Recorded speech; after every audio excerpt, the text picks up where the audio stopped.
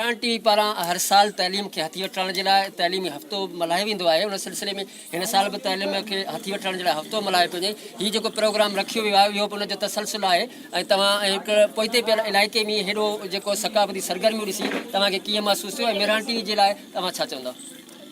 अदा मेहरान टीवीअ खे जे लाइ मां छा चवां, यकीन कयो जेकॾहिं मूं वटि का एॾी सघ हुजे हा त अॼु मां उहा सघ इस्तेमालु करे उहे लफ़्ज़ अदा कया हा जेके मेहरान टीवीअ जी वाखाण करे सघनि हा। हक़ीक़त आहे जे अहिड़े अड़ांगे पंध ते पहुची जिथे पहुचणु इंसान जे सम्झो वस में आहे, पर तकलीफ़ूं बर्दाश्त करणु कंहिं कंहिंखे अचनि थियूं।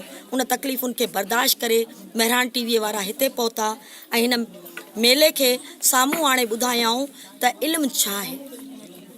संदन इहा काविश तमामु जस जोगी आहे। मुंहिंजे लाइ त तक़रीबन मां ईअं थी सम्झां त वाक़ई हिकु इबरत अंगेज़ तोहफ़ो आहे जंहिंमां मां इहा इबरत वठी सघां थी त ए उस्ताद तूं ॾिस त सही कीअं झर झंग ॾीआ ॿरनि पिया।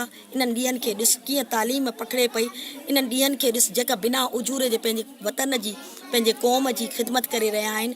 अहिड़ा माण्हू जेके कंहिं बि दुनियावी लालच खां आजा आहिनि पर हर तकलीफ़ बर्दाश्त करे पंहिंजे बचड़नि खे इल्मु ॾेई रहिया आहिनि।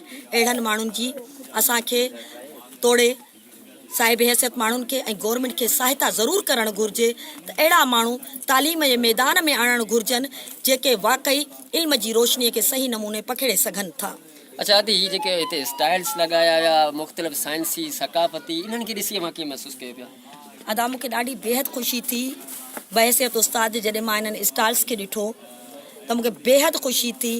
जेको असांजो मौजूदा सिलेबस हींअर आयल आहे जीअं ॿार खे चइजे निसाब, उहो टोटल निसाब जे हर मौज़ूअ खे तक़रीबन ॿार स्पेशली साइंस ऐं समाजी प्यास जनरल नॉलेज इन्हनि सब्जेक्ट्स खे वाखो करे ॿारनि हर टॉपिक खे बयानु कयो आहे। ॾाढी ख़ुशी थी रही आहे त जेको टॉपिक अॼु ताईं काफ़ी असां ॿारनि खे सम्झाइण में ॾुखियाई बि महसूसु कंदा आहिनि उस्ताद असां जहिड़ा, ऐं काफ़ी अहिड़ा ॿिया बि उस्ताद आहिनि जेके अञा ताईं सिलेबस जी हेठां ई मथां ई न सम्झी सघिया आहिनि।